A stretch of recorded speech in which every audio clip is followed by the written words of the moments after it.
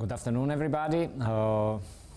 Welcome to Rijeka also from my side. As you know, we as Friuli Venezia Giulia region are the coordinator of this capitalization project, which is called CAPTAIN,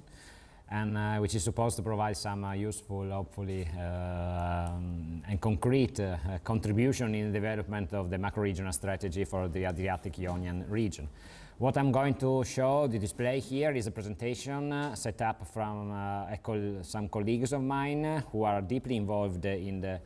work of the macro-regional strategy, especially in the implementation of the pillar number 2, the connectivity of the region, especially in supporting the working group on transport. And this presentation was prepared and set up for the info day that we made in Trieste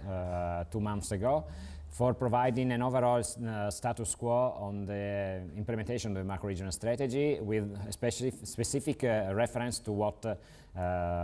is running and which is of interest for our project, and for which we are expecting to provide some useful results and deliverables. I will show you some slides which firstly will help you in getting to know what has been done in defining and approving the macro-regional strategy. As you maybe all are aware, we are talking about a kind of integration, supported integration, integrated development, sorry, which dates back to the 2009 with the approval of the Baltic strategy, and which has been included in European regulation number 1003 of 2013, which is defining what is to be considered a macro-regional strategy. Of course, this is also in the framework of Europe 2020, and it's a kind of reinforced cooperation on a larger area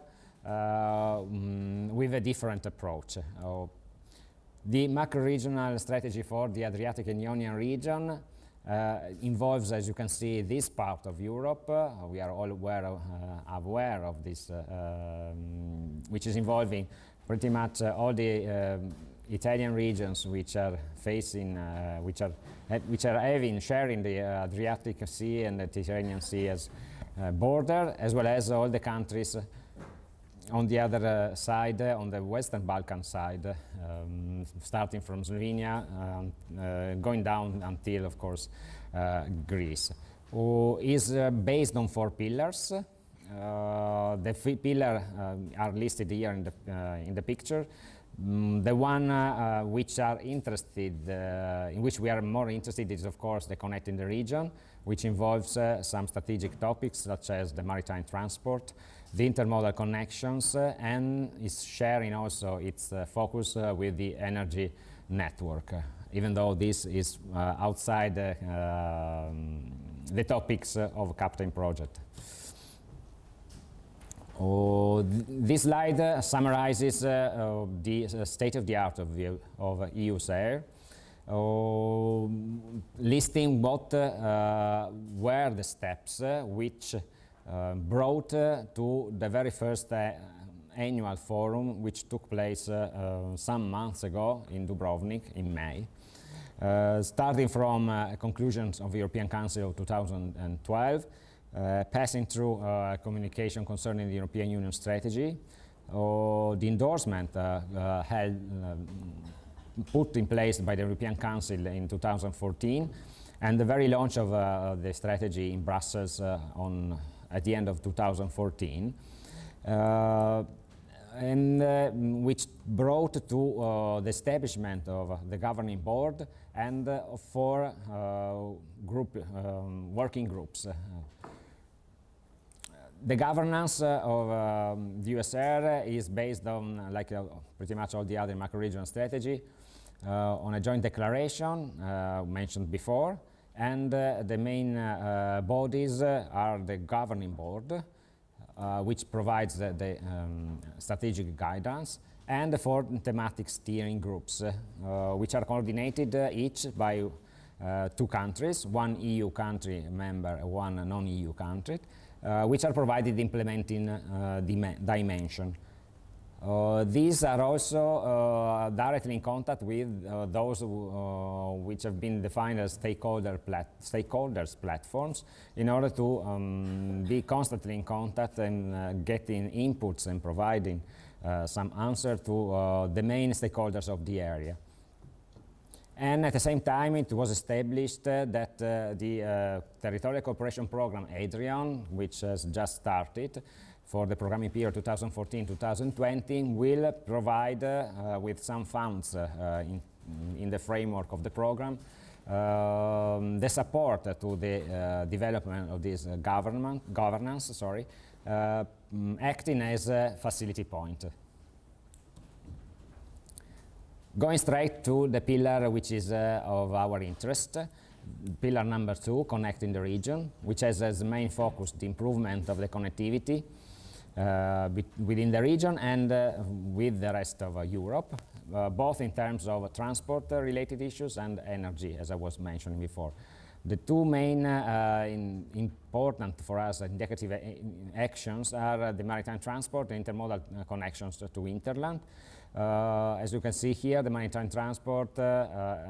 has the focus of strengthening the safety, maritime safety and security, and developing the competitive regional intermodal port system. Whilst the intermodal connections to hinterland is focusing on developing reliable transport networks and intermodal connections with the hinterland at the same time. So the connection within the area and with the hinterland is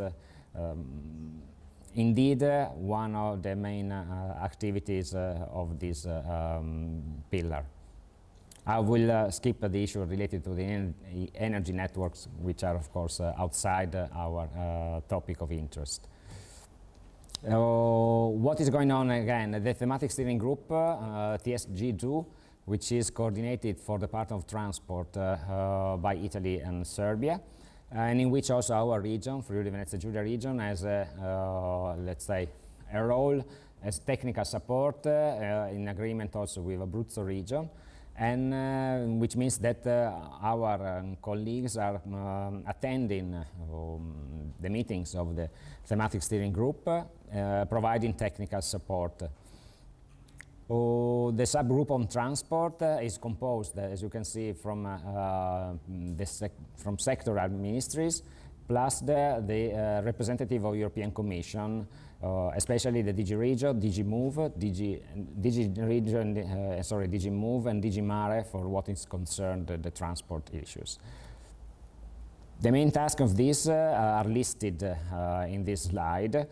and are ranging from defining broad criteria which are presented in the action plan of the macro-region strategy, promoting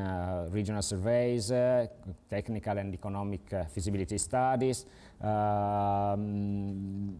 arranging the connection with the other thematic steering groups and all the managing authorities of the territorial cooperation programs. And at the same time, reporting, of course, all the activities to the governing board